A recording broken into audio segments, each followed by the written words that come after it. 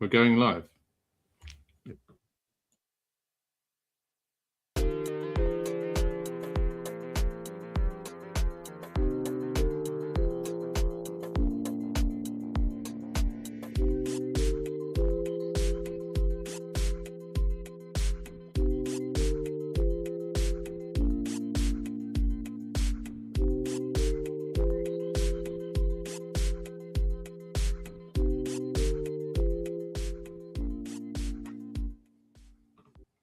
Welcome to the Christmas edition of Stakehouse, the spiciest podcast about the Tezos blockchain, where we bake blocks and break down the tech with a side serving of chaos.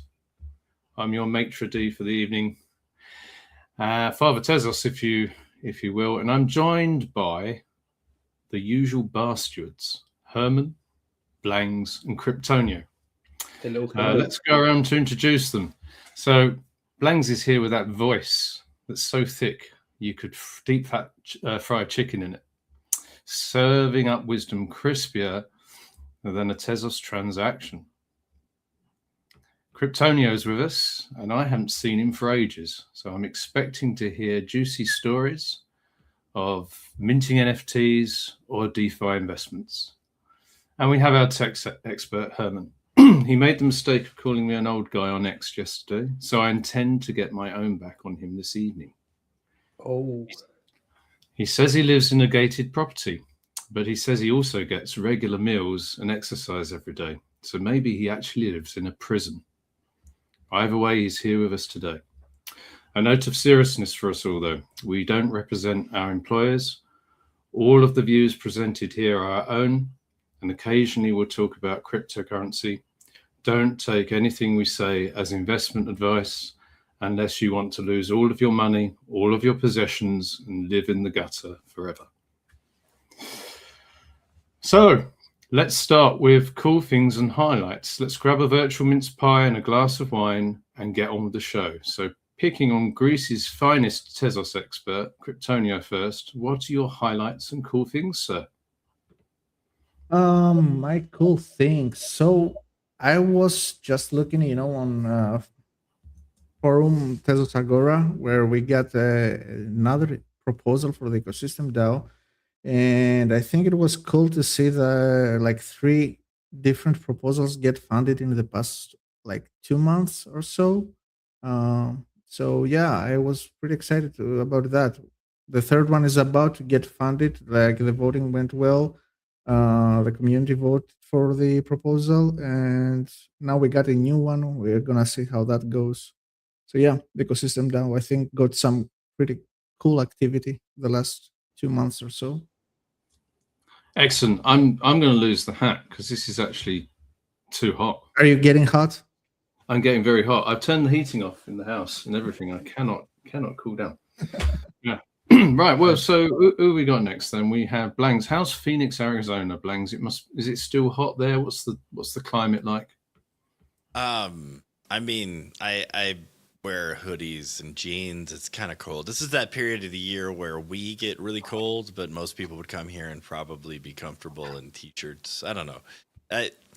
Huge temperature swings never hit anybody well, I don't think. I mean, if it's like a 30-degree swing, you're going to be cold at the low end and hot at the high end. So, we're resilient.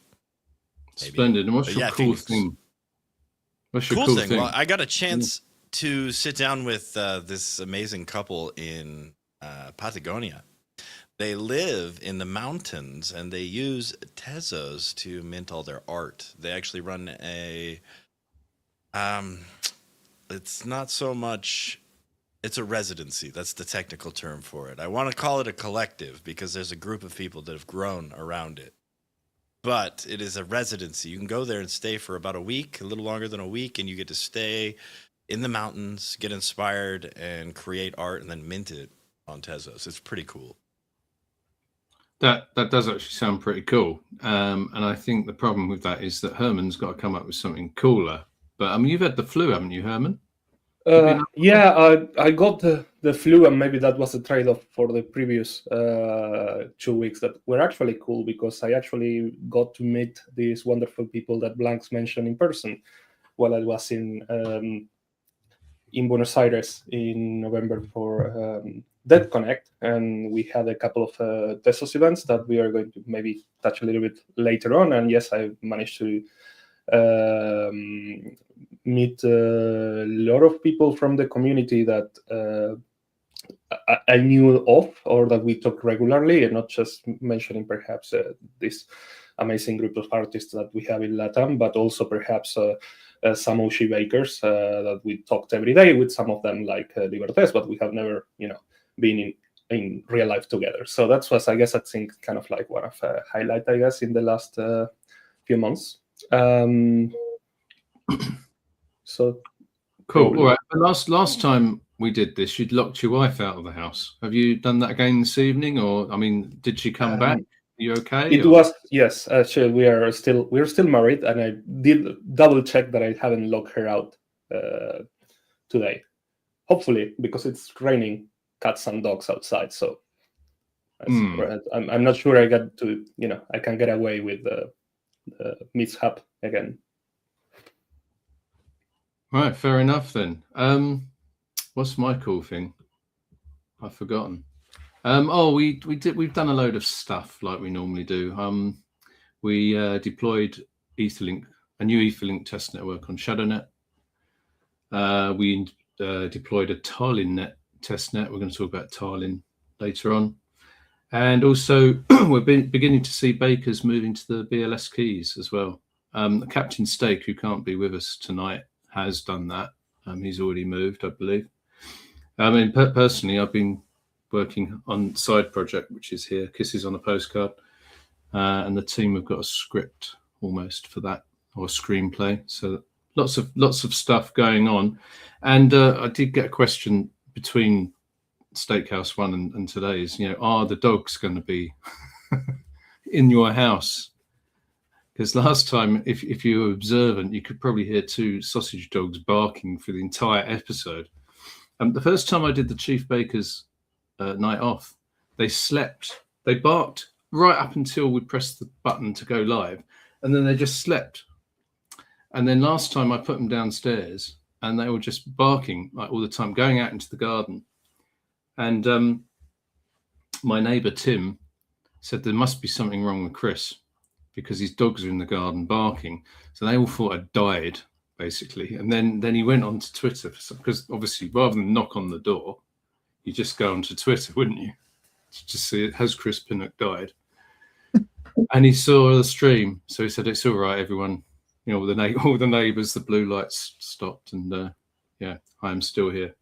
So yeah, the dogs are not with us tonight. Right. Are we drinking anything, gentlemen?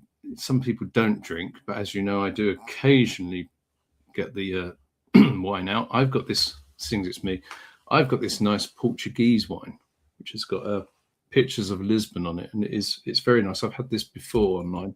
I don't know, anyone else having a little? It's obviously a bit early there for Mr. Blangs to be drinking. Herman, have you got anything there?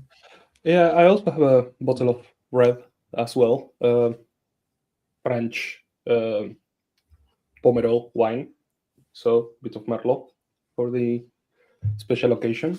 But yeah. Okay, Cryptonio, anything in your hand? No, I'm kidding. I have some beer, some local beer over here. I also drank quite some wine the past few days. We have some like a Christmas village here in my hometown, and they make this warm wine with bunch of cinnamons and stuff, and I love that one. So I've drunk too much of it. Glühwein, Germany, and right, wine. Yeah. No, I haven't. It's pretty cool. So today I just wanted some beer, to cool off or something. Yeah, fine. I as you know, I gave up beer in 2023, but the other day I was just walking up to the pie and mash shop, a very English thing, and I saw a pub, and I needed to go use the gents, so I popped in and had to buy a drink, and I thought, pint of ordinary, please, and had a beer, which is very unusual for me. We've got a new feature this week. I don't know, Blangs, are you ready with your new feature? But some of us, including me, tend to go off onto rants, and that means that the podcast goes on for about 7 hours. So unless you're expecting the Joe Rogan, we have got the sound of despair, and we're going to introduce that now. Blangs, play the sound of despair. Can't hear it, Blangs. I'm not playing the sound of despair. Remember, that's not the right one. That one is condemning to the content. You have to play the gong. That's the one. Okay, well, let's play the gong of despair then. You play. Who is the gong? There it is. See? Right. Okay. So Blangs this week is in charge of the gong. So if Blangs feels that any of us, I don't have the gong. I have the horrible condescending noise. That's the one I have. Okay. Well, just for the I have the gong. The audience. Go on. Play the condescending noise. Oh. See, we spent a lot of budget on this, and high budget. Blangs is in charge of the gong. So if anyone, including me, yes, you are. No, I'm in charge of condescending noises. Cryptonio can be in charge of the gong. Yeah, I can. Have you got the gong? I do. There we go. Right. I mean, we gave you an extra $5 to be in charge of the gong, Blangs. You screwed up. You paid the wrong guy. But I'll take it. Change that over to euros now and give it to Cryptonio. Or I suppose Bring it do that to me. Decentralized currency, like I don't know, Tez, for example. Right. What have we got tonight then? What are we going to talk about? So we are going to talk about Tallinn, the new protocol. We're going to talk about DevCon because Germán spent a lot of time representing us there, and we're going to talk about a few other things.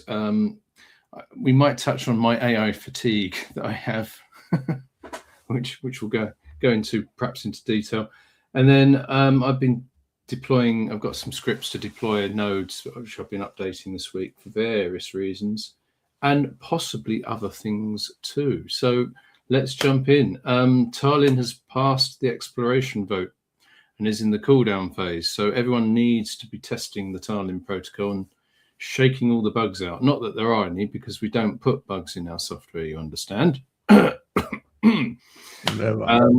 then in a couple of weeks, it will go into the next voting so that we make sure that we really, really want it. And then it will probably go live. Germán, what's the date for go live? I've lost it. Is it January sometime, isn't it? January 20. It will drift a bit, but it will be 23 or 24. So it's drifted already. Yes. Right. Now this is another, as you know, what normally. Will you be on holidays? Yes, exactly what I was getting at. Will I be on holiday? No, I will not be on holiday. So it's going to be the second successful protocol switch that we do when I'm not on holiday. So history is in doesn't feel right. They missed it this time. It doesn't feel right. You got to be on holiday. Yeah. You got to be in the middle of we downtime. You got to wake tickets. up at maybe you should be in Buenos Aires. Maybe you should be in Florida, so that when this hits, you got to get up at 2 a.m. or something. Well, it'd be really good for you. That did happen once in Florida. Yeah, I did have to get up at 2 a.m. But I think this time I'm actually dog sitting, so I've got 3 dogs to look after. So no, we will not be going on holiday. Anyway, so who wants to go over the features of Tallinn? Then I don't know. Probably our resident tech expert, Germán. So are we giving the gong an opportunity? I guess right away. No. With the gongs, it's early days. Yeah, it's early days. Yeah. So Tallinn is had a. Oh, just kidding. Go ahead. That was a test. Okay. It was just a test. Okay. I didn't even get started. Tallinn has been cruising through governance. So far, it has been quite smooth. The real test will be that we are going to do much of the promotion period in between Christmas and the beginning of the new year. So it's a bit of I hope that be good boys and don't forget to vote because it's Christmas. In terms of features, so basically there's 3 major stuff coming with Tallinn. Perhaps one of the most important ones is that we will continue in this path of reducing latency on layer 1. So basically, we are moving from 8-second blocks to 6-second block times. I mean, this won't be a major change. It might be a little bit,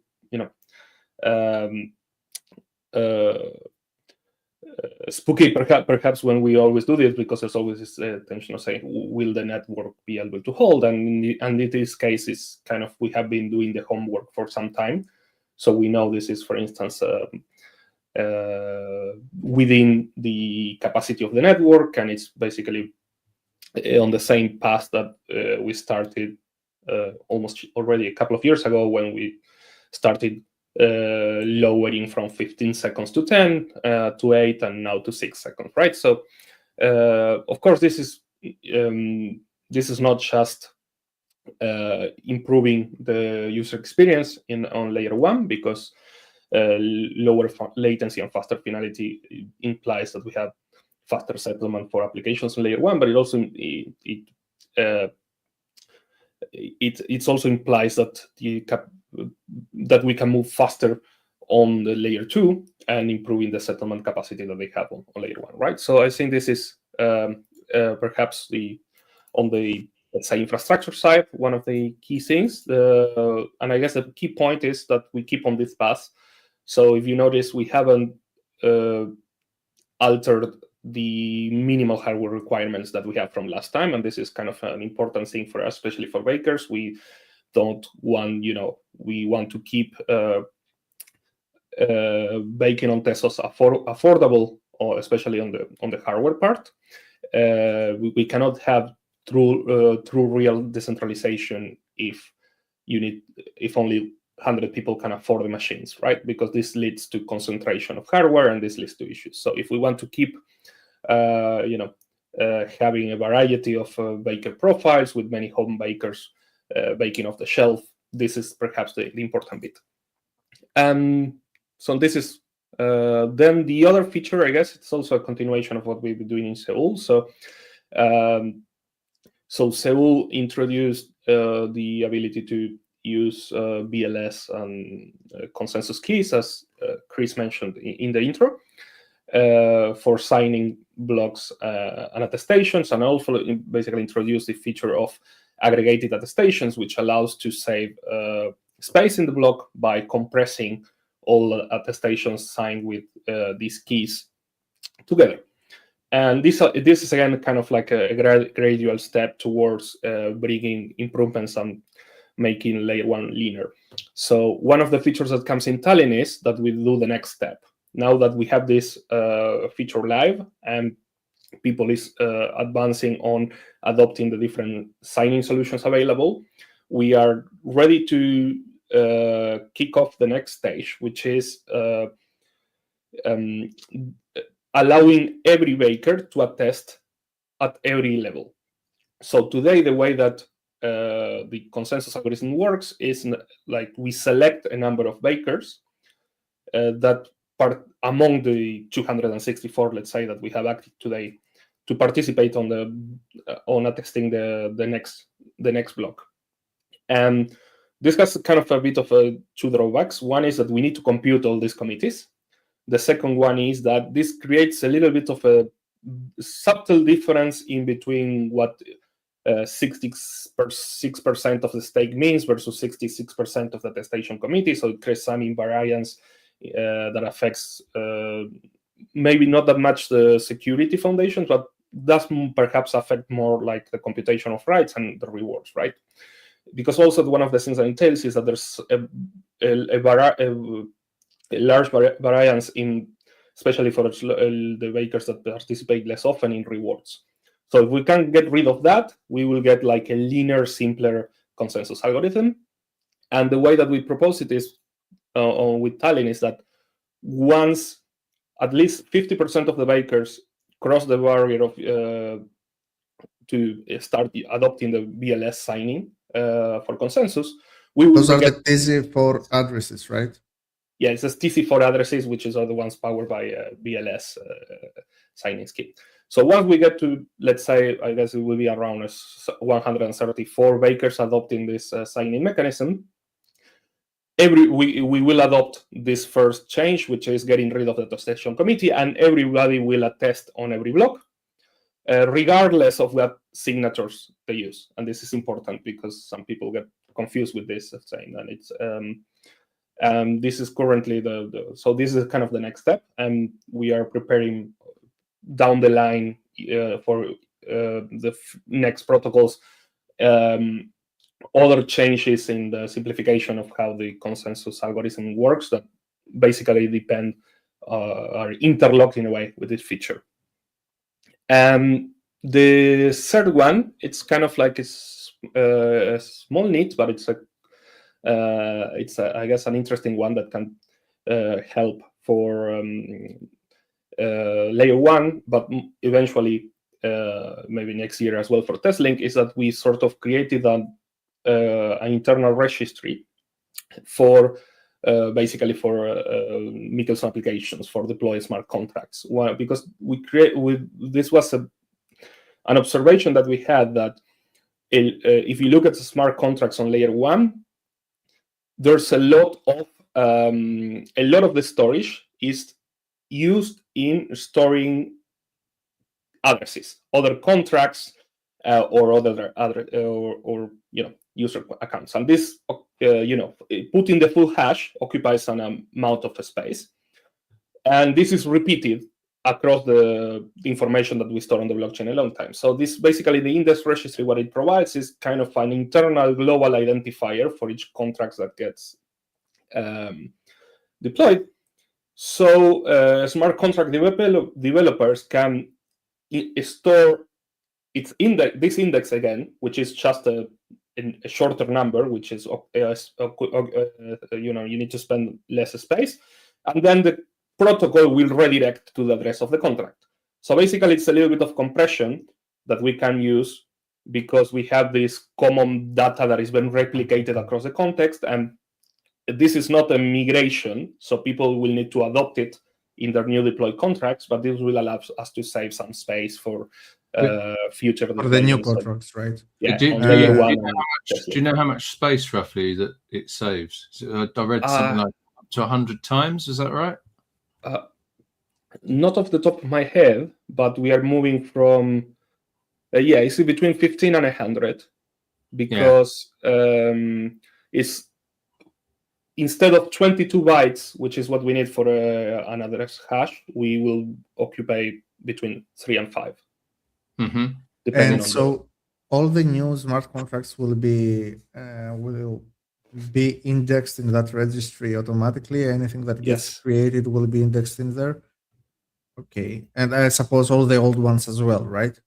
Yeah, but we need to register. But I'm saying what we need to adapt, what the code needs adapting is that contracts that have already are using the storing addresses in full, they eventually will need to migrate to a new version of the contract that uses the index.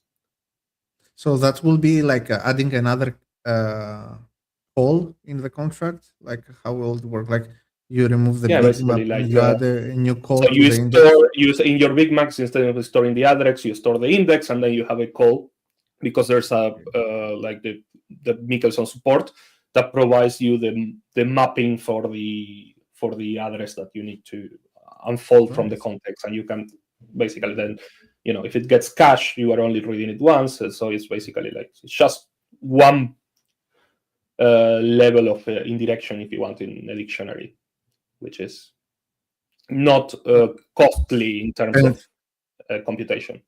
And on your previous point that you mentioned regarding the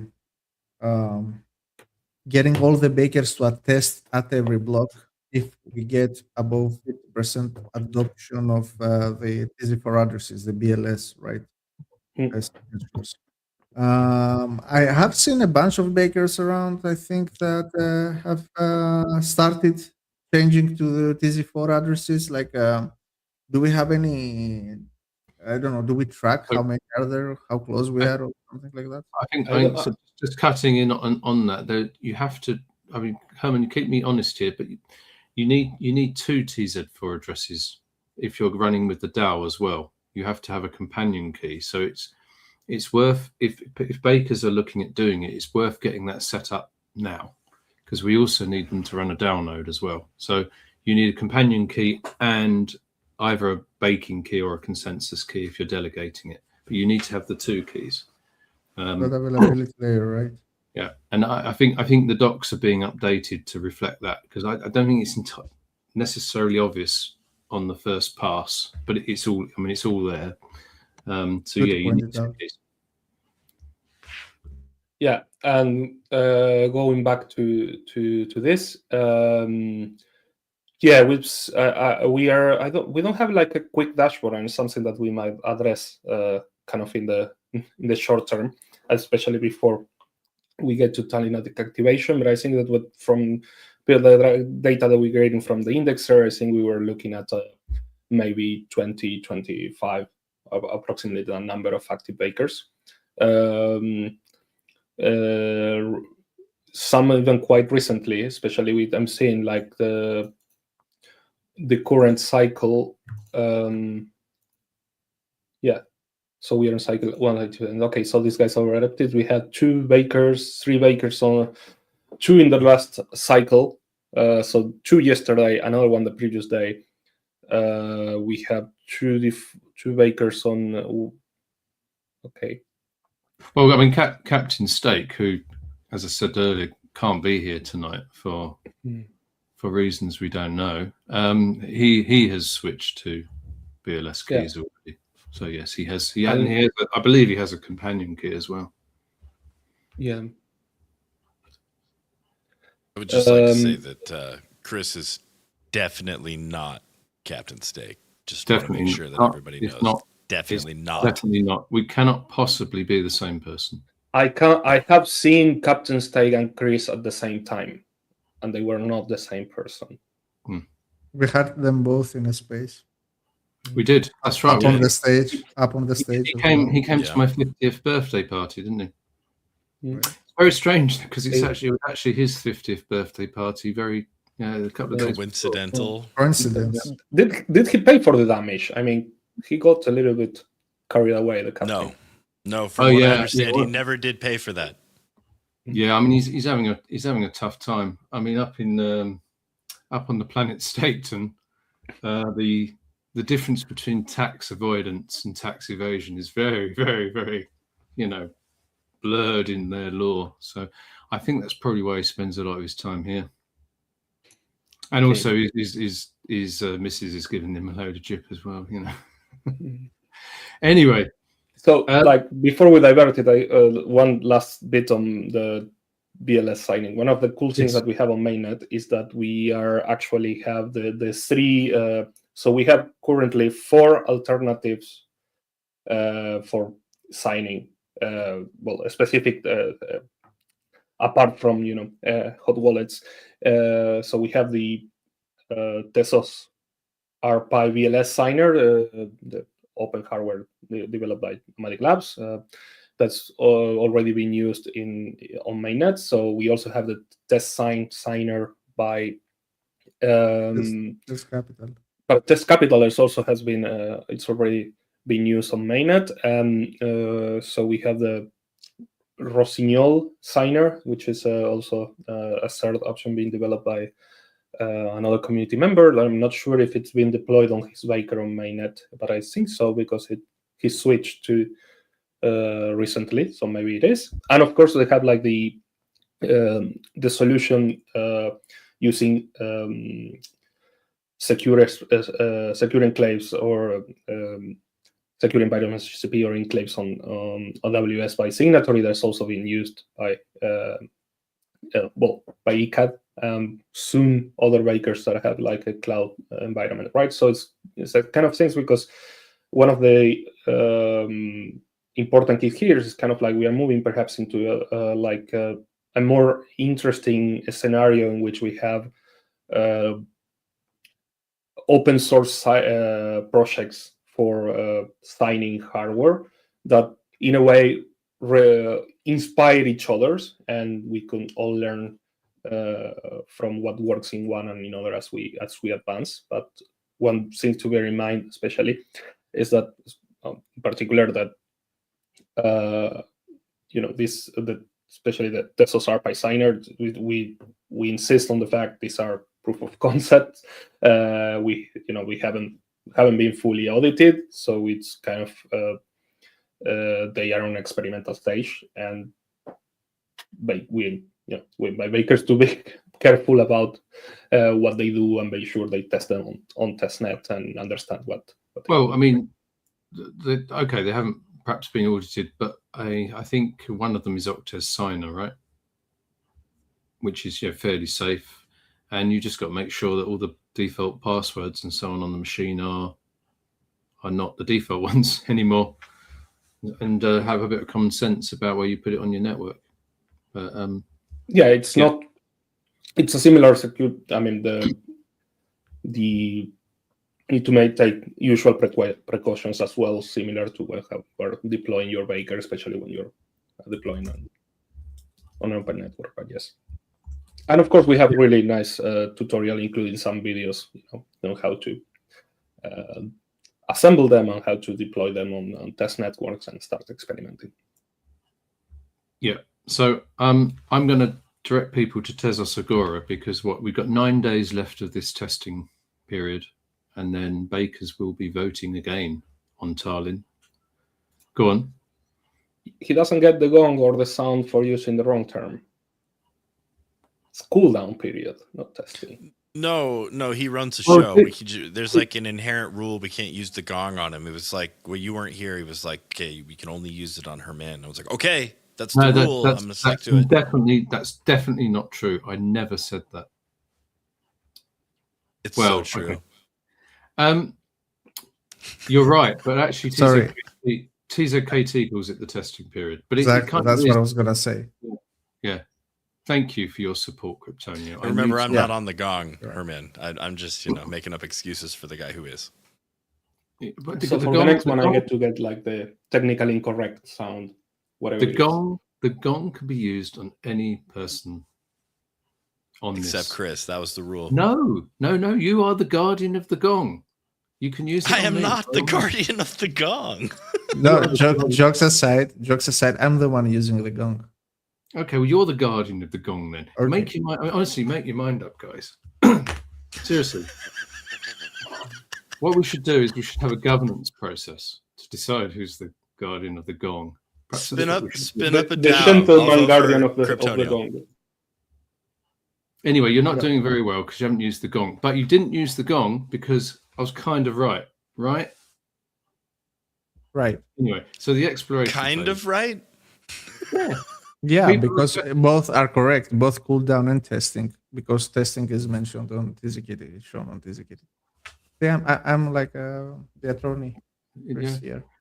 So everyone should be testing hard, and then in 9 days, on 27th of December, as we're all recovering, I'll be recovering from lots of turkey, I would have thought, but 27th of December, the bakers need to go and vote again, and then if they vote positively, in January, we will have the new protocol switch. And I suspect we'll be doing a podcast. Well, some of us will during the switch for that extra live fun. Okay. Have we sort of done Tallinn? Do you think anything else on Tallinn that we need to talk about? I have a question for Germán. Why was it 6 seconds and not, for example, 5 seconds? Would it affect it much more? Like, how does that 1 second, affect the hardware requirements at those levels now? Cannot honestly answer that. Maybe that's a question for the core layer 1 team. I guess it's probably maybe that 1 second might be a lot of difference at this moment. Use the gong. I was about to, but then he said probably it would. Yeah. Well, I think probably being open and honest, they did a load of tests, and that this was the next obvious block time. Yeah, because Germán also said that going down to 6, they didn't increase the minimum requirements. So I suppose exactly that was one thing. So there are a few constraints, but I think as we go forward, we've got Teslink coming soon, and we're going to start doing more things in the layer 2 in a roll up, And the layer 1 is going to become, over a period of time, not next week before anyone panics, but the layer 1 is going to become a fast settlement and staking network. And you're going to probably see, because it'll be simpler, you're probably going to see the block time come down again. So, there's a lot of things going on the layer 1 at the moment. You've got a smart contract engine and so on, running all sorts of stuff. If in, say, don't know, 2-3 years, perhaps I should say in n years for suitable n, if you've got your smart contract engine in the roll up and you're offloading it from the layer 1, then maybe you can start doing more optimizations.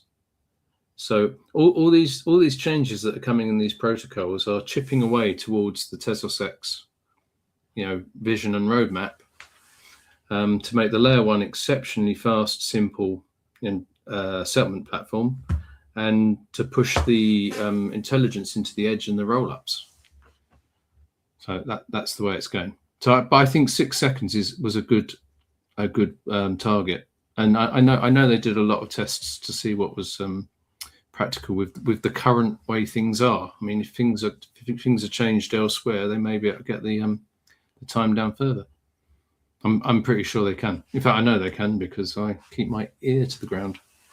I didn't get gonged for that. I thought I went on a little bit too far there, but I didn't get gonged.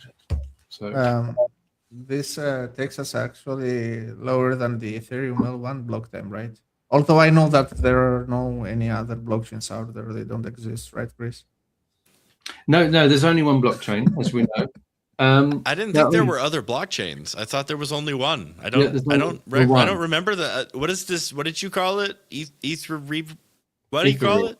Yeah. I was reading it out of somewhere. I lost it. Sorry, again. Etherlelum. Well, I thought it was a fork of Etherlink. Oh, is it? That's what it must be. It's a fork of Etherlink. It has to be something new. They just can't. I don't know. I don't recognize this thing you speak of. Whatever it is, we're in trouble. But look, when I went to buy this bottle of wine earlier today, I went to Sainsbury's and I went to the till. This is the example I always do. I go to the till and I try and buy it. It takes me longer than 12 seconds. And 12 seconds is a transaction settlement on Tezos. 2 blocks, 6 seconds in the new program. Finality, right? Yeah, finality. Yeah, so that transaction is settled. Whereas if there were other blockchains, I don't know, Bitcoin I've heard around, the settlement times are obviously longer on that. And Tezos is. Did you say fast. Bitty Boop coin? What did you call it? That's right. That's exactly what I said. Like the beep boops, like robot coin or something. Absolutely. Is that another blockchain that doesn't exist? I don't know what you're talking about. Yes, there's various other blockchains that don't exist. There's only Tezos. Oh, that makes sense. Yeah. Okay. Yeah. Right. We did Tallinn. So the next thing I have on my list, because we do vaguely plan this. We spend about 5 minutes before the show planning it. Is DevCon. Now, who went to DevCon? I didn't. It's him, isn't it? Helen. What happened at DevCon? What happened at the Connect? Yes. So we, a bunch of us, notably Beata from TechRel and other guys from Louis and Teresa from the business development team at Nomadic, we were in Buenos Aires in November for the Connect. This is indeed a major event in this other blockchain, the Eat Something environment. And wow, I got the focus. And so yeah, so it's not distracting at all. No. So yeah, this was a very large event. So it was the first time also that one of these major crypto conferences takes place in Argentina. So there were 20,000 tickets sold. So that's a lot of people. And of course, there was like a large number of events going around. In particular, one of the reasons that we were there is because one of these side events is called organized by ETH Global. It's called ETH Global Pragma. So Etherlink was sponsoring this event. So it's a nice venue. It's a one-day site conference, but it targets notably builders, and it has a number of like high quality and slightly technical talks. So it compares maybe to a TCC. You get less people that just go there to the merc and the merchandise go around and flip flop that you have in this event. So it's kind of like it has this vibe of being really focused. We were there, like some other familiar faces were there. For instance, some of the other people that we talked to are partners like Redstone that are already working with Etherlink, and basically it was a nice opportunity to catch up with this side of the community. And then we had 2 Tezos specific side events as well. One, as I mentioned, we did organize this Tezos breakfast club, like we have been doing in different global events. And I say we organize, and it's a bit kind of like I'm taking the credit. The whole event was organized by this group of amazing trailblazers that we have there. In particular, Bosque Gracias, which is this artist slash collective of artists slash residency in Patagonia that you mentioned, but also together with Neutro, which is another collective of digital artists in Buenos Aires. And so they organized this really, this meetup was really cool, because to me it was like I said, it was probably the first unofficial Latin America Baker Summit. We were there with Libertes, with Seibo, which is an Oshi baker from Argentina, which is baking on Tezos since day one.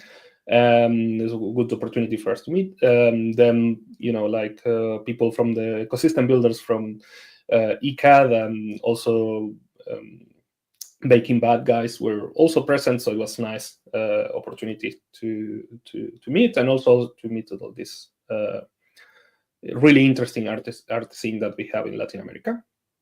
And again, then on Saturday, Neutro and those people organized like an event like Art on Tezos Buenos Aires, which was kind of like it was a really cool, interesting event with I really liked the vibes. Had a bit countercultural vibes into it. One of the artists was doubly on show. I don't know if it's the right place, because Ekeko was not only exposing his digital art, but also was in charge of the asado and the barbecue. So he's like, he should still be commended for that. It was probably the best side event food that we had in a long time. And this was cool. It was really interesting to meet all these people, that use in a way the products that we built, and it was a. We can ask: is that the first one they've held there? Are they going to do it again, or what's the story? Of what, Art on Tezos, or? Well, the general event you went to. Oh, the Connect. No, this is a rotating one. So next year it will be in Mumbai. So it's not the first time that they were in Latin America, because I think they were in Bogota before, a couple of years ago, and next year it will be in Mumbai.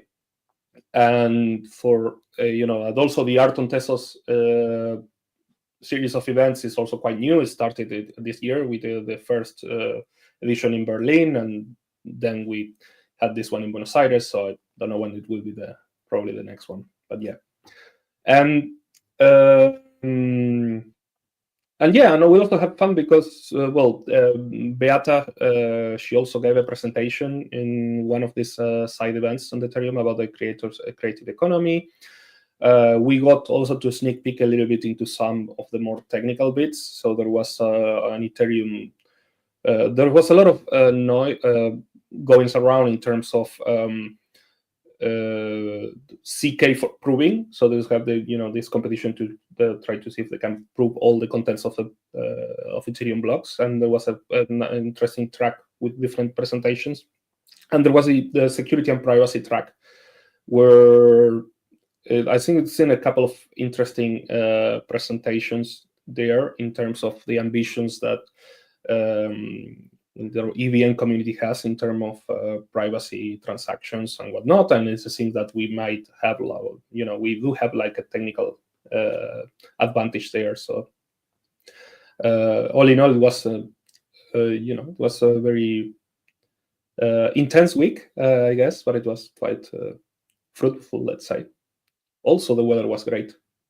Yeah, it sounds great. Now, so that's in Mumbai next year. Now, of course, next year we've got a 30th of March. We've got TezDev, which is a bit earlier than it was last year, and it's back in Cannes, which is a beautiful place. It was very hot last time. It was about 32 degrees. Yeah, but this year it's in Cannes in March, which will be a lot more pleasant. And then, did I hear Blangs, a TezCon in Seattle is being planned in the summer? Is that right? Yes. For July, it is the weekend of the 11th. Let me get you the exact dates. It is, it'll be the basically that weekend, the 10th through the 13th. I mean, the official dates of the event will be the 11th and the 12th. I'm sure there'll be events going on beforehand and afterward. Yeah, like last time. I mean, last time it was like it was a week, wasn't it, out there? It was a whirlwind week of events with the big build up somewhere around the middle end and sort of a tail off toward the end. If you were able to participate, it was a lot of fun. Yeah, no, I made it to that one and then flew back to Cannes. Had a time zone issue for TezDev, but this year they're at different times. Okay, cool. So Blanks, is Seattle hosting matches for the FIFA World Cup in the summer? So that's happening in June. And so that's why until July, later. Right? As well. Yeah, so I'm making travel plans. Yeah. So you might as well just stay because you'll be there. Well, you'll probably need £10,000 for the final, though, won't you? If you go to it, it's quite expensive to get tickets for the World Cup. Yeah, I hear stories. My parents are still living in the area. The murmurs in the airport when I flew through for TezCon, the murmurs were already starting about how terrible it was going to be. You could see the attitudes of some of the people working there. They're wearing it on their face and their shoulders. It was just, so yeah. I don't know. It should be amazing if it works out. I hope you can enjoy it and make it. It looks crazy and fun. Well, there. Yeah. All right. Any other conference? Or do you want to? Have you got any more on that, Herman, or any other conference? No. I was looking at when is the last matches are playing in Seattle. Yeah, he's looking at the footage, not the Tezos stuff. Yeah, just for the record. Yeah. Yeah, we haven't. It's a shame because this year I went to the Manchester United booth twice, which was rather good. So that has unfortunately ended. But I have to go and watch a West Ham play or something instead for my sins. Right, moving on. I think we can talk about this. Herman, shake your head if we can't. Because it's been announced on Twitter anyway. So there is a bug fix proposal for Etherlink. And the reason I'm mentioning it is there'll be some voting over the next couple of days, which bakers should participate in, please. Make the governance process work. But this is very fresh off the post. So if you go to the Etherlink Twitter handle, which is Etherlink, it's the top post, and there's a lot of detail there about the fix. I don't know if you want to say anything more about that, but so the we do have a very comprehensive blog post, as you said, just off the press on the Medium's Etherlink profile, which is basically explaining the situation and how it's going to be fixed and why we want to do this right away. So it's to simplify a bit the story. So right after a few hours after the activation, because Etherlink 6.0, so Farfadet, activated yesterday at 7 a.m. UK time. We got this report that in particular one report of a user that had deposits, FAA token deposits locked in the bridge, right? So we know Etherlink has several bridges. So we have what we call the EVM bridge, which is the one that's supported by layer 0 that allows you to move from other blockchains, especially EVM compatible environments like Ethereum or, let's say, Arbitrum, directly into Etherlink. We have Champer and other platforms that allow you to on-ramp directly from other chains into Etherlink, and we have what we call the Tezos bridge, right? So this is the Tezos. So basically, this is the bridge in between the layer 1 and Etherlink. And in particular, the Tezos bridge is two bridges. One is the contract that bridges Tez, and the other one is the one that allows to bridge FA tokens, which is basically the token standard for financial assets on Tezos, to an equivalent ERC20 standard for EVM on Etherlink, right? And what happened is that there's some technical issues that escaped the integration testing. Basically the users can deposit tokens, but they get from the layer 1, but they get stuck in the layer 1 because the operation that it's issuing the tokens on the layer 2 on Etherlink, it's actually being rejected by the sequencer. So basically the team scrambled. I don't know how much they actually have slept, but we identified the issue. We prepared the fix. It has to be a kernel upgrade, and it has to be deployed quite quickly because we want to unblock the bridge. So it's going to be using the fast governance track.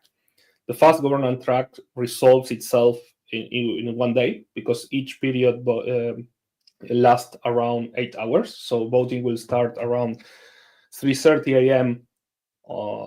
Tonight, and then the most probably around noon is 11 something UTC or London time for the end of the proposal period, and then the promotion period will be in the afternoon, which will allow us to tentatively activate the kernel upgrade and restore functionality if bakers support us in this during the weekend. Probably we have to kind of start pinging the bakers, right? To make yes, them aware. so we have already started doing that. So we did it a little bit with a couple of large bakers that we already sometimes we use for situations that or we have done in the past for security upgrades. We chosen the dates after making sure that we had secure commitments to have the minimal participation, because the faster track has higher participation requirements. So like the slow track, which is the regular track that we just used to finish voting last couple of weeks.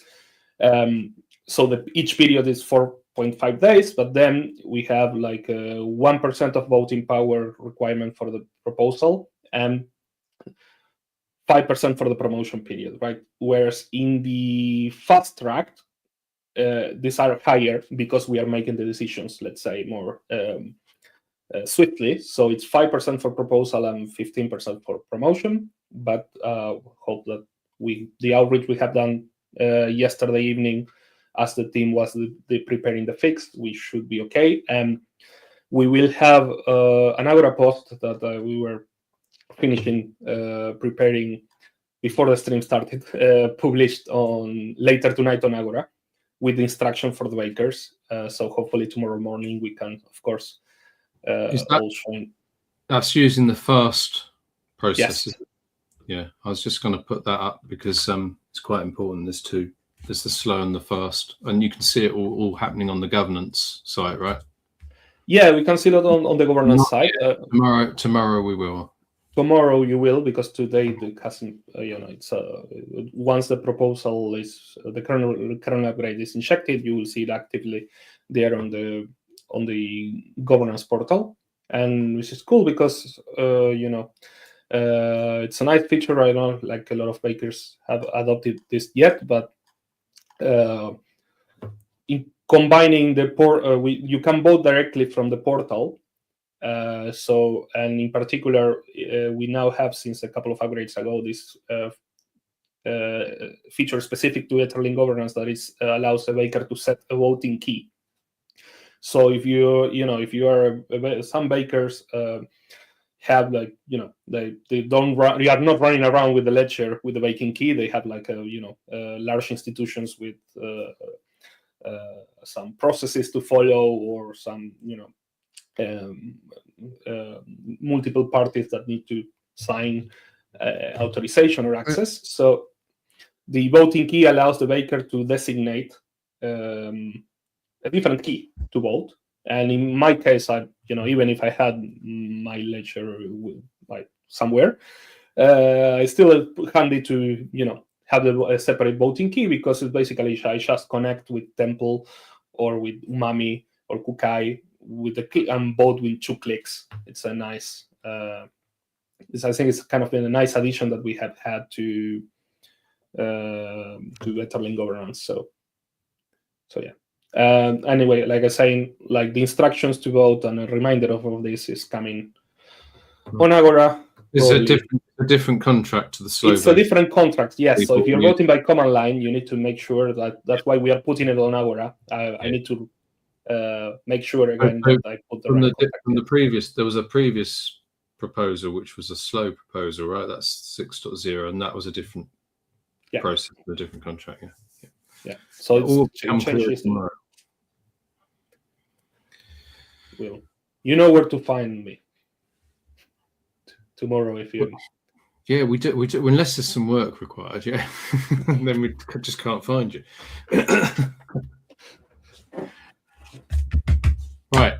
Okay, that is Etherlink. Then I had a couple of other things. Any other topics, guys? What we're going to talk about for the next 2 hours? No, joking. Next hour. I have got a little script that I wrote a couple of years ago, which I needed to use yesterday. Perhaps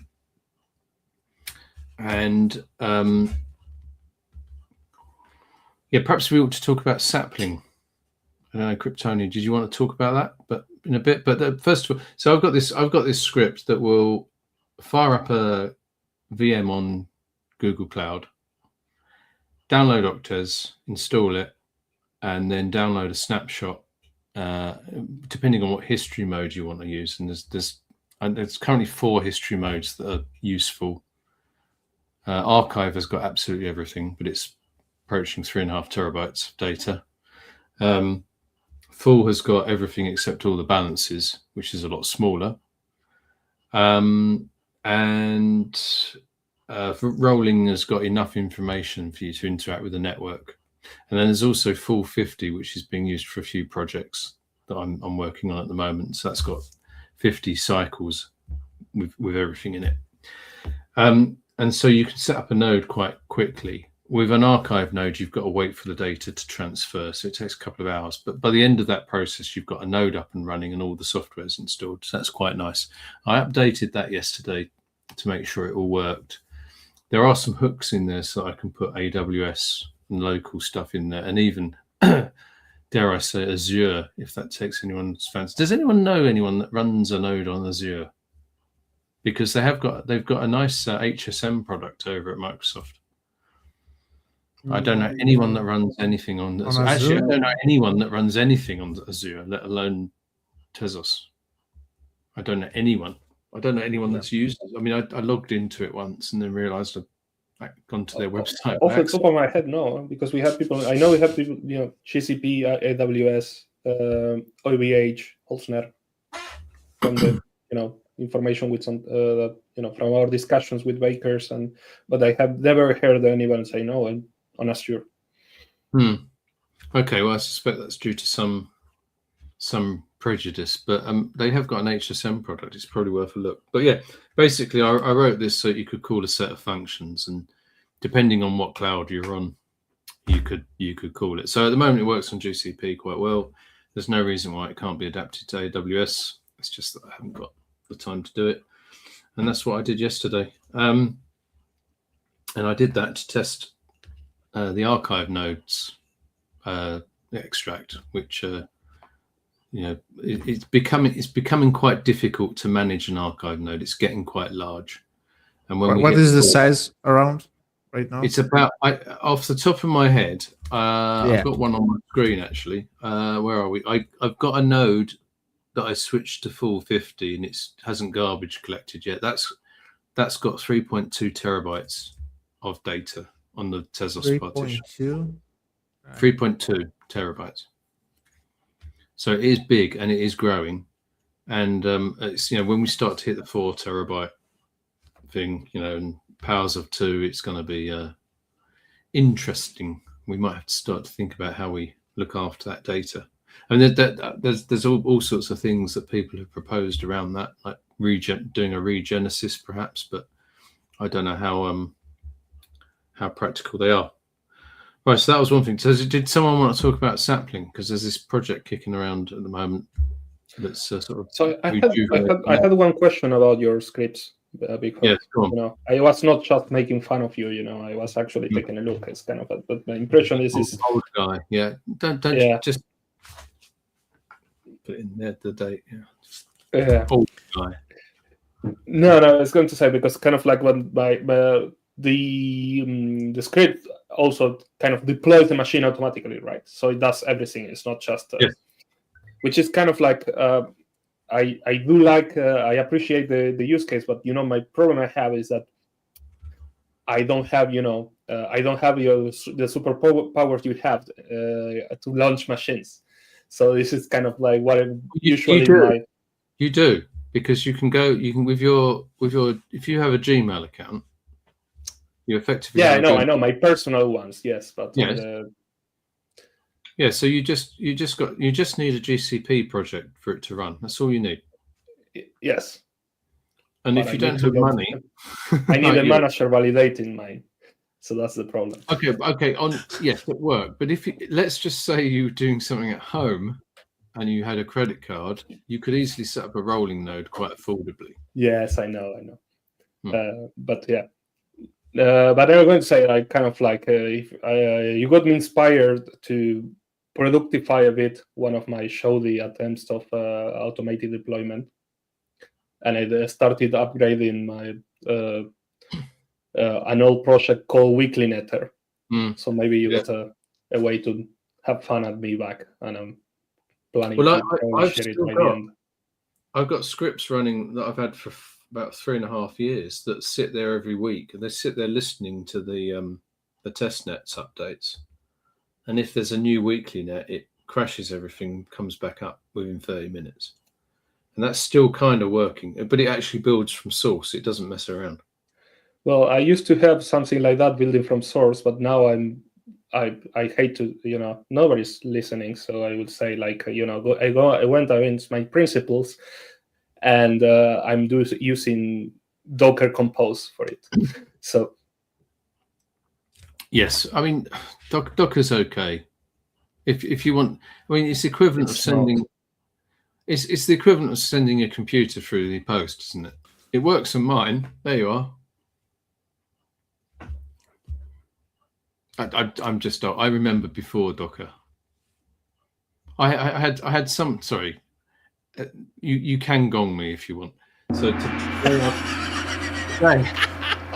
today I was talking to a supplier for something outside of work, and the supplier told me they couldn't use bold when they sent out a letter to the people that it was being sent to. They couldn't use bold, and this was around about 2:00, and my coffees were wearing off. And I said, back in 1984, I could use bold on my BBC microcomputer, and that was my rant of the afternoon. Can't use bold in a letter. Anyway, we digress. So, sapling. Do you want to talk about sapling? I mean, I think there are not much to talk about yet. Just maybe we could mention that Umami implemented it, I think, recently. So you could have shielded transactions by using Umami. Yes, so it's, I played around a little bit. Everything seems to work fine. I mean, like you could shield your Tez, you could send them to another shielded address, and then you could unshield the Tez normally. A cool thing was that I think they have set up a contract or an address to basically pay for the shielded transactions for the fee. Because normally you would pay it from your wallet, or you would choose a wallet to pay the fee. And I think they have one in place because I saw another one being involved. I don't know, Germán, maybe you know more about that. yes, so the service of Umami Web, it's using what we are calling it a proxy. Basically, this allows you to avoid the potential leak of information that you have in the way that Sapling is implemented on Tezos, in particular when you are doing shielded transactions inside the set, right? Because basically you still need someone to pay the fees, the layer one, for the gas on layer one. And sometimes, this kind of happens is kind of users sort of don't think about this. And ideally, you should do this not with the same accounts. Like if you use this accounts to pay the fees, the same accounts that you're interacting to shield into and shield out of the pool, you are basically hurting privacy because you're leaking information. So the idea of the proxy is that this is basically taking the gas fees for on your behalf. I think at the moment on Umami they're this for free. They've been sponsored. The shielded bridge, I think they added this feature as well, but in the shielded bridge you need to pay with shielded tests inside. So sorry, can you go in? This was shorter than the previous one. No, the reason I'm gonging you is I don't think there might be some people listening to us that don't know what we're talking about, right? And we're kind of talking about anonymizing transactions fully, right? Yeah, so you can, you can do a transaction on the blockchain. It's fairly anonymous anyway, but if someone can get hold of your addresses and start looking around at what you're doing, and this is much more enhanced. And we've had Sapling and Tezos for a number of years, but now we're revisiting it, right? Well, yeah. So I think it's kind of like we are building support. There's more momentum to support these kind of features. There's regulatory winds change a lot as well, which makes perhaps more appealing to people to use them, but also for people to actually build support for this. And it's kind of a question, it's not about hiding transactions. It's because, again, like you said, transactions in a blockchain like Tezos are pseudonymous. They are not anonymous, right? So all the traces can be there. But sometimes it means that the users don't have the controlling amount of the information that they are sharing, right? So, and protocols like Sapling basically enable what they're called shielded transactions, in which basically you can transfer assets within the pool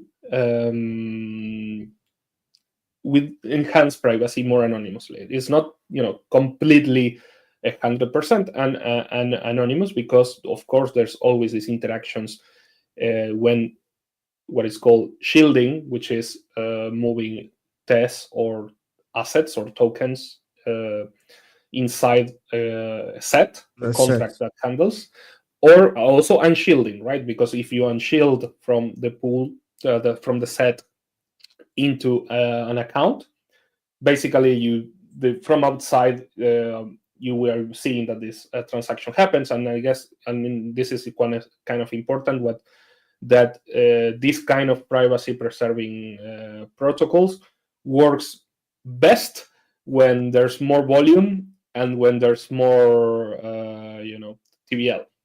Because basically, if there's little usage in a set, and there's an account moving, shielding 100 and then unshielding 100 to even a different account, you can sort of all that information can be connected the dots. And there are many dots. Doing a bad job. That's just doing a bad job. Yeah, we So need more of those. And just to add there that it's not about making it anonymous, it's about making it private, right? Like Private. so yes, because so we want to, like, let's say I want to pay you for a gig, for a job or something, and I want to send you 100 USDT or 100 TES or whatever. I shouldn't have to go through an exchange to go back to another address that will be fresh, so you don't see how much funds I have in my wallet, right? I could just use that to pay you without telling you how much funds I have in my wallet and yeah, making it and public. I saw a post today on X. It was not from someone on Tezos, so I don't know. Or maybe someone in the community reshared it, and that's how I got it. Specifically about that of a guy that had sent some stable coin, I think it was USDC on some network, and the reply is like saying, and the recipient, and I don't know if it's a true story, but it sounds true and it's good for the anecdote, said, "Oh, why are you sitting on those amounts of USDC? Why are you not using them in DeFi?" And it's about this idea of saying that you need to basically having the right, let's say, to share enough of the information that the system or the recipient in this case has, right? And it's not about hiding, it's not Obviously, yeah, about. Okay, that makes sense. So if you want to test this, you could send me, I don't know, 200 USD wrapped in any chain you like if you wanted to test this. So as far as I know, on Umami right now, you can only shield and do shielded transactions with TES, not tokens yet. We have Shield Bridge. I haven't tried it recently, but I think Shield Bridge allowed for shielded token transfers as well. You could shield tokens. Yes, but and you can increase the set. So basically, like the shielded bridge, what it has is the contract keeps multiple sets, and you can add different FA tokens to it. And I think that that is important because I think that in many other blockchains they still don't have like shielded transactions for tokens. Yeah, that's an advantage of like in particular in the implementation that we have on Tezos for the original in Zcash, because on Zcash you can only at least with this version of supplements of one we have so far, you can only shield and transfer one asset. The native asset, right? Whereas, which is also the case today on our implementation on Tezos. Like the difference is that what we can have is that contracts like the one that Shielded Bridge is using can have multiple. A single contract can manage multiple sets, so you sort of can have a multi-set asset. But for instance, and you can, and of course you can transfer in between the same wallets because it's basically like the same set. So yeah, that's probably perhaps one of the things that we might change. Are they using the same set, the same contract? Like because that's another. No, it's the same contract. So it's the same contract that has is the same. So the entry point is the contract, but what you have is to have like different one set for each asset. So there's a master contract that is the one that we operate, and then it has like. Oh, no, I was asking about if it is the same sets that they are using regarding Umami, Shield Bridge, and maybe others. Sorry, I missed it. And actually, this is an important thing because it's a good caveat. They are not using at the moment. The Shielded Bridge and Umami are not using the same contract. So, and I know this because. I see the report by a user that got blocked in this.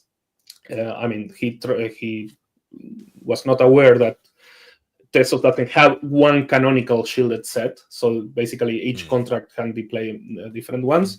And basically, if you cannot send cross sets, right? So basically, if you send to an address that your address in Umami, basically you are sending to that wallet, but you are sending to that shielded wallet inside the original pool, and you won't see them in Umami because of this. I know that this is something that we might perhaps would like to address in the future, because again, like I said before, it's convenient to have multiple sets, but ideally, for optimal privacy, all our tooling we should be concentrating in having the majority of the TVL and the traffic. I don't think it would be convenient, really. Wouldn't it be more convenient to have one central, let's say, one main set, one main contract that all wallets use, so they grow the liquidity in there, so they grow not the liquidity, so they grow the transactions in there to make it more private? I think that you want the flexibility from the design and the idea of to have multiple sets. What it does through that kind of at the bootstrapping phase, like we are right now, at some point it will be more convenient to converge in the funds into a single set, and unless both are widely used, right?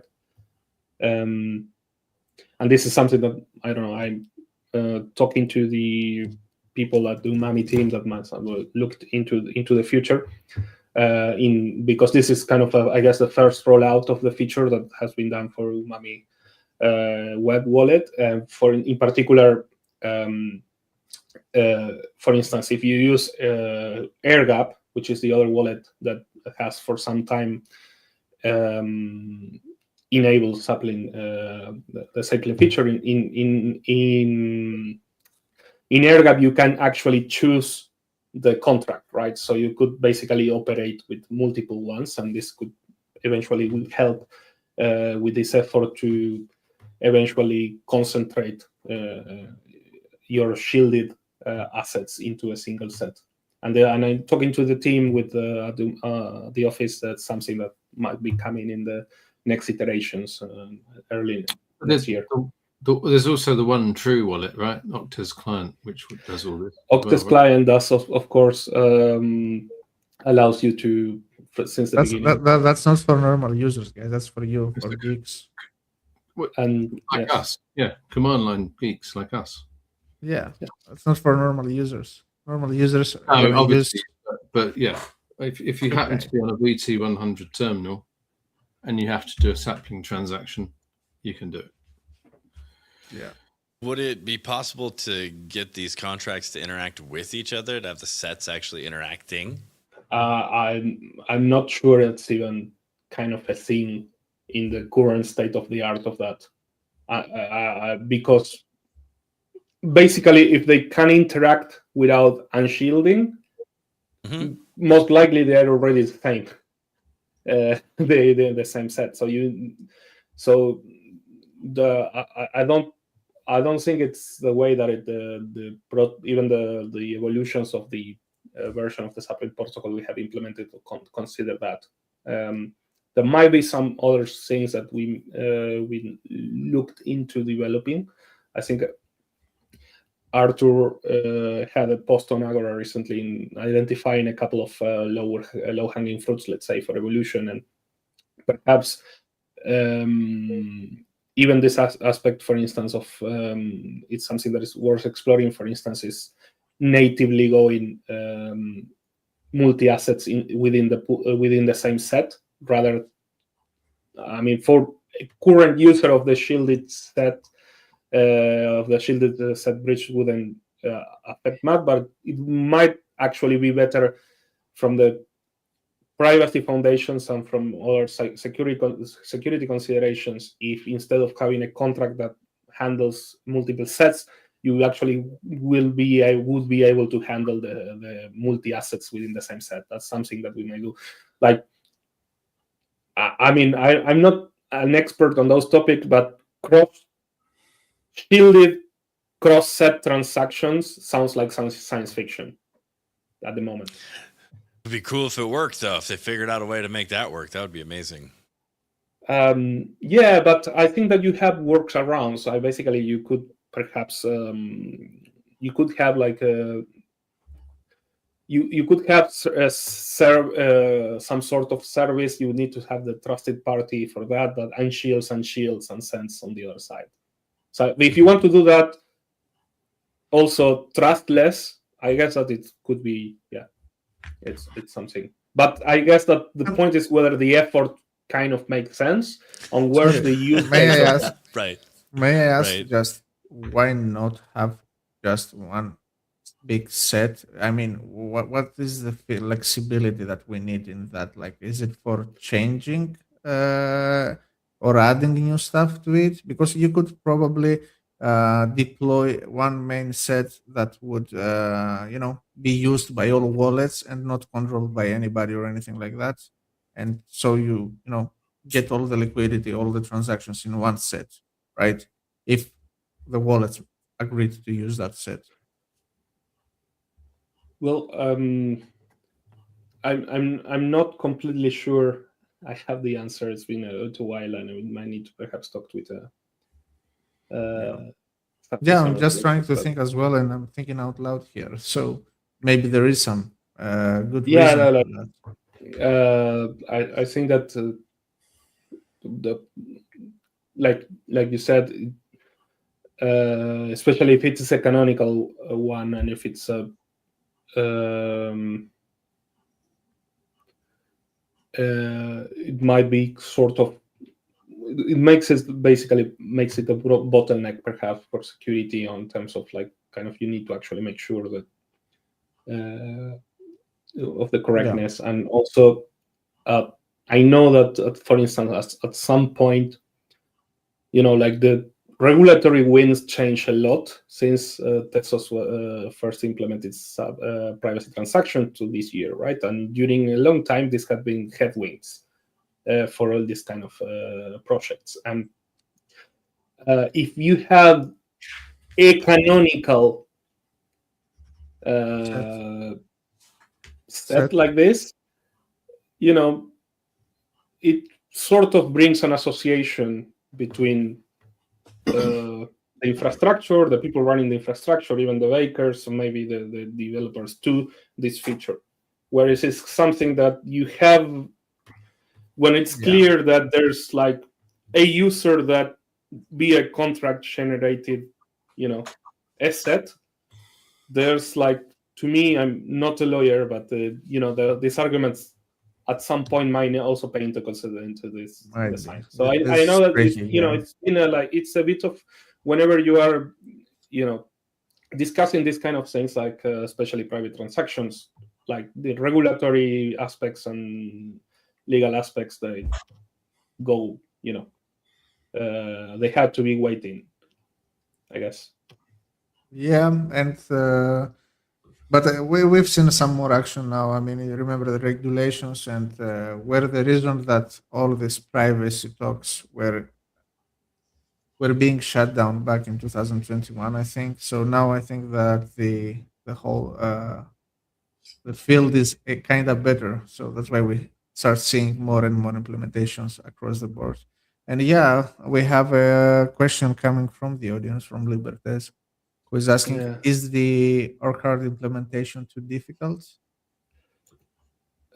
I think that it wouldn't be too difficult because it's also kind of it's already been deployed.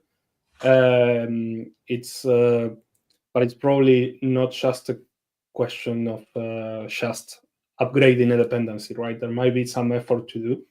And I think it's kind of one of the topics that Arthur covered. There might be perhaps quicker wins because the orchard, I'm not an expert again, for what I understand, provides there are changes in the integration. It changes the underlying curves. It changes perhaps uses a little bit like maybe more hardened privacy features, but it doesn't mean that the implementation we already have is not good enough at the moment to basically give a higher push to the features that we have right now as they are. And I think I already answered the same question to Libertes in Spanish in a different. Wait, no, you've done it in English for everyone. Here. Yeah. Right. Do we have anything more on Sapling? No, but while we are on the Umami wallet, Do we have any clue if they are going to implement like multi-sigs, native multi-sigs or something like that, or they have already implemented? I don't know. Asking. I don't know. I was promised this is in the roadmap. Nice. That's a good hint. But that's just in between us. Okay, yeah, I won't say. And the rest of the world, right? You heard it here first. Can you create a banner, Chris, please? You want me to Yeah, grab and do an announcement on all our accounts. Put it on for like 5 minutes to go through the Oops, screen, sweet. you know? Yeah, just send it out. Disseminate the info. Make sure everybody hears it. Scream it from the top of a mountain. Yeah, absolutely right. So we had a couple other things on the list to talk about. So I was going to talk about my AI fatigue. I'm going to take my Apple Watch off for this because I'm so tired. And why am I tired? I am tired of automatically generated sales emails. Dear Christopher. You got it off LinkedIn, did you? Because I have to be Christopher on LinkedIn to verify my account. It's my passport. So, dear Christopher, we've heard your team is expanding. It's news to me. And we want to give you 500 software developers in, I don't know, Australia or something like that. And my response is usually quite, to the point that we're a small organization that administers grants and investments and we don't directly do these things, blah, blah, blah, blah, blah, blah, blah. But if I look at my junk folder, I've got about, a good number of these. So the AI-generated sales things, there's also the AI-generated security audit reports, which are now not including the name of the platform they're targeting even. So if you go back a couple of weeks, they had sort of like dollar platform inserted it in. So now just getting all this junk in of generated reports, which are absolutely useless. And people are pushing these and trying to get bounties. Now, they must be succeeding somewhere because they wouldn't bother. So that's two things. And these things always come in threes. If we're doing the full room 101, we're going to put this in room 101. Not AI, by the way, but the AI fatigue is a lot of products are adding these feature sets and coming along and saying, hello, we're putting the prices up this year. Oh, we've got all these fantastic AI features that are basically our search in all but another name. So I'm getting tired. I think AI is a great tool. I've used AI to help me write books and verify things. It's a great tool, but I'm just getting tired of the way people are using it without really thinking about it. So I was going to throw the grenade out there in the middle. I mean, maybe the gong of despair needs to be played. I don't know, but guys, what do you think? No gong. I think I agree. There was a nice video by that YouTube channel called In a Nutshell. They make a lot of science facts and topics they cover, and they were talking about the AI slope that is filling the internet in general, not just the emails, but it's getting out of hand. Like it's a huge number, a huge percentage of all the content that we have online now in YouTube, in TikTok, in Instagram, everywhere. There's so much AI generated content, which is bad. It's not even good, But because the new generations grew up seeing that, they get attention, and it's explaining it in a much better way in the video. But yeah, we are in a bad situation on that. It's not doomsday or whatever, but when it comes to content creation online and everything, it is a little bit tricky.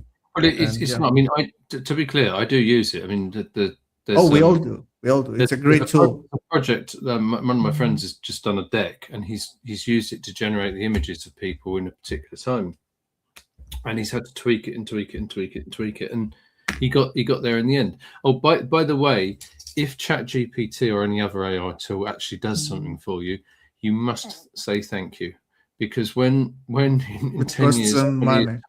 Yeah, they'll be shooting everyone, these machines, and they'll say, leave that one. He was always nice to us. Yeah, I don't. What does anyone else think? Or is this too controversial a topic for the speakeasy that we find ourselves in? Blangs. Oh, I love You it. use AI? I love it. I use it regularly. It's my new Google search engine, but that's how I treat it. I don't treat it like a magic typewriter box that I can speak into and it produces golden nuggets. I mean, and unfortunately, that's I think what you're talking about is these people are squeezing gold out of something that doesn't produce even quality crap. It's the fact that they put together such workflows because it is a tool. It can be used in some really great ways. It can be used in some really bad Absolutely. ways, right? And you can see that there are so many automated channels that create automatically created content with like they're taking clips from a movie or from whatever it is. They feed it into another tool or an AI agent, which gets the transcript and then creates a short narration out of that transcript, and then it feeds it, and it's all so robotic and so trashy, in my opinion.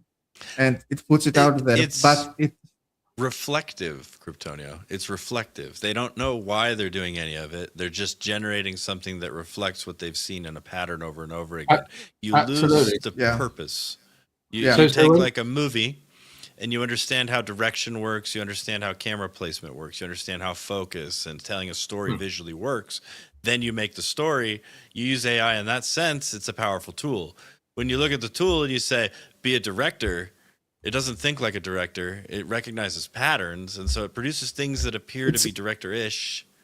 It's even worse because they might even say that the algo works that way, so make it that way. More cuts, more shortcuts, 2 seconds, 3 seconds, or whatever. When I was writing my book, Learning Russian Verbs, available on Amazon for £10 as a EPUB and £20 as a softback, and soon as a hardback. Just saying, should anyone want to buy it, please. I did actually use Claude to check a few examples. Now, if you ask Claude to construct, this is a really interesting example. If you ask Claude to construct the future imperfective of a Russian verb, it will often get the examples completely wrong. I.e., the examples are wrong. And it's obviously learned the textbook, and it's not sophisticated enough yet to understand the nuance that's required for those things. It will get there, of course, but at the moment, there's particularly with that area, there's some teething problems, like there were with Google Translate 2 years ago. If you put some things into Google Translate, it would get it slightly wrong. Whereas I would say now the translations you get out of that are pretty good as time has gone by. So, Tez, I'm pretty sure 90% of the stuff we're consuming on mainstream media can't see the difference anyway, whatever it is. I don't think that's AI's not changing that. Half the things I see on Instagram are saying, how old were you when you discovered that you could cut an onion up with using olive oil on the knife? So what? Also, I hate it that all the telecommunications companies and all the companies in general are using the AI chat bots now, and at least in my case, you cannot get through to a human support. So that's by design. Yeah, that's by design. That's by design. We moved from like talking to people to chatting with somebody that follows a script to chatting with trying to find the actual good path that gets you to a human, and it's the problem for you there, I suspect, is the same problem I have. You've got a very specific problem, and you've already looked online and you can't solve it. So the chatbot is trying to get you to do all these things. Now, about 10 years ago, I made the mistake of trying to open a bank account for a trust fund. Right? There are only about 2 people in a bank that begins with the letter B in the UK that know how to do it. Absolutely ridiculous. And so you find yourself, you've got this layer of people that you've got to get through to get something done. And that's the problem. You've got this other layer of chatbot that you've got to get through. Chatbot also is programmed to agree with you even when you're wrong. chatbot is programmed to articulate incorrect, hallucinated answers as correct when it can appear incorrect. There are weird Well, guidelines and rails in the way that it responds I to would, people. I would assume that Aaron is not expected to agree with me if I ask him them to have the bill of my service, you know. If you tell it to disagree with you, it will disagree with you for a little while, but it will default back to agreeing with you because that is how it has been trained to interact with humans, is to be more agreeable than disagreeable. If you're looking for something to pick apart your idea, more than likely it's going to just tell you how great it is and how you're the smartest human on earth and you're the greatest and there's nothing better and this is how everybody else does it. Which chatbot is this? Because I could do with some of that this evening. It's all of them. If you okay. get down to it, if you really push them and you try to say, be objective and be like technically tear apart my idea, it will begin. But in the end, it is programmed to be more agreeable than disagreeable. And so it will gloss over things that are nuanced. It will miss context. It will not understand what you're looking for. Whilst we're here, just as a mathematician, when you call up every helpline on the planet and they say, we're experiencing higher than average volumes of calls, isn't that impossible? That's not how averages work, surely. Not everyone can be. It might be higher than average for the time period, but I mean, if you look on Google, you can see how busy a business is right now. But it's always the way, isn't it? It's the same message. Well, they have to placate you. You have to be okay with it, right? They don't want to take your call. Anyway, I think that's sort of veering off AI, but it is being used to separate, putting another layer in between getting something done, and it does become a bit frustrating. Just wait till AI can complain. Well, I mean, soon it'll be coming around your house and cooking your dinner, and then if that's what you want. I mean, I don't think we should force that on people. Fair enough. Skynet is the future. Right. Anything else to talk about before we close the bar? We're at an hour 36. Not bad. We're pushing Rogan territory. We are pushing Rogan territory. Yeah, I'm still feeling judged by your tree, sir. My tree? Yeah, I felt judged by it. I just have to remind you about that. Which tree? You moved it. It's not in there today. It was there in the old one, but no, it's gone. It's gone. Yeah, that's what I'm saying. I'm still feeling judged by it, though. Okay, well, you could be judged all you want. Yeah, I don't. Part of my job. So right, you can discuss your feelings about it with an AI chatbot of your choice. Yeah, is there a chatbot I could talk to about this, Chris? Do you know some? Maybe. Right. So, before we do some parting comments to finish tonight, because it's Christmas, as Slade would say, it's time to be charitable. So I'd quite like to talk about some charities I'm supporting. I think one or two of you might do the same. So forgive me for doing it. So these are local charities for me, and I'll tell you what they do, and then what I would encourage people to do is go and find their local charities that do something similar, because these are very worthwhile causes. So HARP is the first one, harpsouthend.org.uk. They provide homeless people with a bed to sleep on. At Christmas, they do a Christmas dinner, and they obviously give people new clothes. They give them a bed to sleep in over the Christmas period. They can't do it all the time, but they do what they can for the homeless. So it's a very worthwhile cause. A lot of homeless people find themselves in that area in Southend, because if they're in London, they can be asked, well, we'll buy you a ticket to get you out of London, and they pick somewhere like Southend. During the summer, they can probably sleep on the beach. During the winter, it's a very different story. So that's them. And there are lots of charities like that around the world. So go find your local one. The other one is the Friends of Essex and London Homeless. These guys are completely volunteer. They do a soup kitchen in the local town here on a Thursday, and they do a soup kitchen at Charing Cross in London on a Friday. So they're cooking lots of food. They're providing things like tents for people to sleep outside and sleeping bags, and generally looking after others.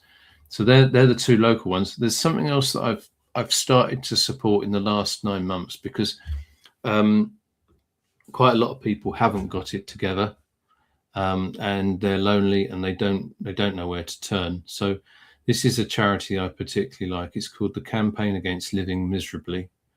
www.thecalmzone.net. They are an anti-suicide charity, much like the Samaritans, but they're very focused on people that are alone. They run a hotline as well in the evenings, and that's a worthwhile cause, because there are many people like that. In fact, you probably find that you've got a friend that's in a bit of despair. So if you see something like that, do your best and have that chat that you might not have had. Now, I think Germán, have you got any that you want to look for? Yeah, so I was checking the list. There's a couple of charities we've been supporting this year. On a similar note, I guess, to some of the ones that you mentioned, we are supporting our local food bank. So this is the Ealing Food Bank. It's kind of, especially I think it's kind of well, not just in the UK, but I guess many places in the, let's say, in the world, notably in Europe, the UK, maybe the US as well, even Argentina, cost of living has soared, and you see, especially in many places, more and more people having to recur to food banks, even people that they have a day job that they have, but basically cannot afford to put some warm food on the table for the families. So this is, like Chris, you said very well, is kind of I think it's important that you keep a local approach, let's say, and supporting local projects like this. Another different one that I've been supporting for some time is the Great Ormond Street Hospital. I think it's one of the biggest hospitals in the UK for basically children in neonatology, and they have a special campaign going on, raising funds for a new oncology unit for children and small kids. So this is gosh.org, which is kind of a good acronym, I guess, for a hospital, which is Great Ormond Street Hospital. And I guess I touching also this kind of comes apart from Candela's. She works in the city, and we'll be supporting the Lord Mayor's appeal. It's called Better City for All, in particular, which is addressing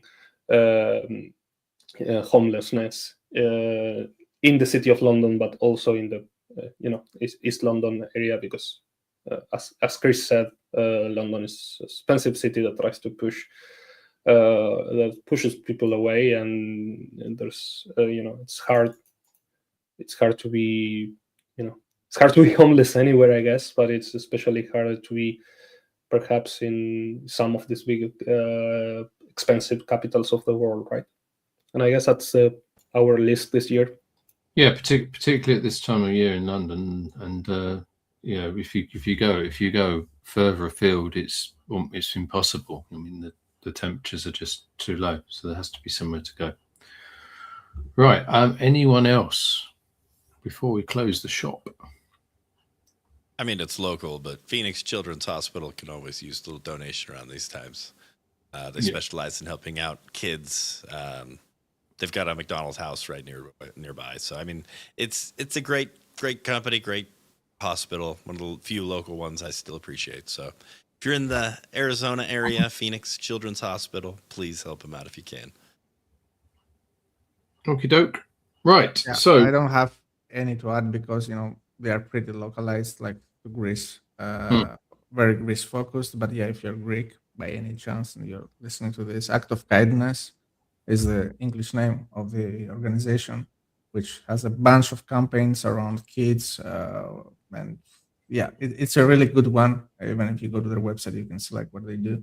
And then obviously I would also suggest any organizations around animals as well. because I've been like volunteering and helping with a shelter we have here, a local one, and they need that. Like they need the help, not just the funding. They need the help. So pretty good.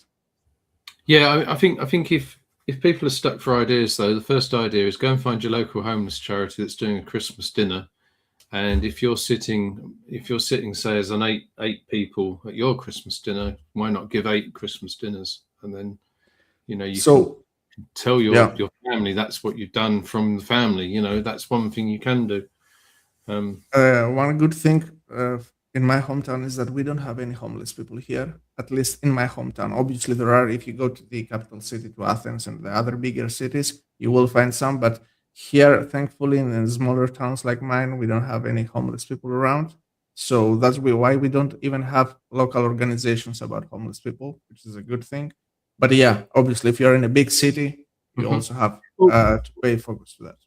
We don't hear, but also the soup kitchen helps out people that can't afford Yeah. Oh no, sorry. I wanted to add that No. because you mentioned the homeless people organizations earlier, but I Yeah. wanted to make the distinction that it's not about animals first or people first, because I've seen discussions like that, and it's really stupid in my opinion. You either love both or none, So yeah. Anyway, Yeah, we can help. you can only support certain things. And for years, I used to sponsor children abroad, and that's what I did for those years. And that's just come to an end. I think I sponsored 4 kids in the end, and they've all grown up to 18, and then you can't sponsor them anymore, and you lose contact. But you can just pick your calls. You don't have to give to everything all the time. So whatever floats your boat. Right, that's enough charity work, bar humbug, for this Christmas. We'll go back to our cold toast and putting one coal on the fire. Right, so closing comments then. Blanks, have you been playing any, before we go, have you been playing any different games since we last spoke? I mean, just Arc Raiders. That's a real popular title. A lot of people have been playing. I dove into Reaper Actual for a quick minute. It needs work, as always, as an alpha does. To say that it's polished, it would be a beta, and it would be open beta. It would be something we'd be playing all. It's got ambitions, and I'm pretty excited for how it looks and where it looks like it's headed. Good. Yeah. As far as video games go, though, man, I've been playing the crap out of Arc Raiders. Arc Raiders. All right, cool. Let's do some closing comments. And so, Cryptonio, what should we leave these beautiful people that are watching us? Closing comments. I haven't thought about it, honestly. I would say, with the holidays coming, make sure to kind of recharge your batteries. Family, go outside, do a hobby, touch grass, whatever. The market is like shit. We all understand that. So don't get stuck on the online side of things. Try to refresh yourself and recharge your batteries. Things will get better.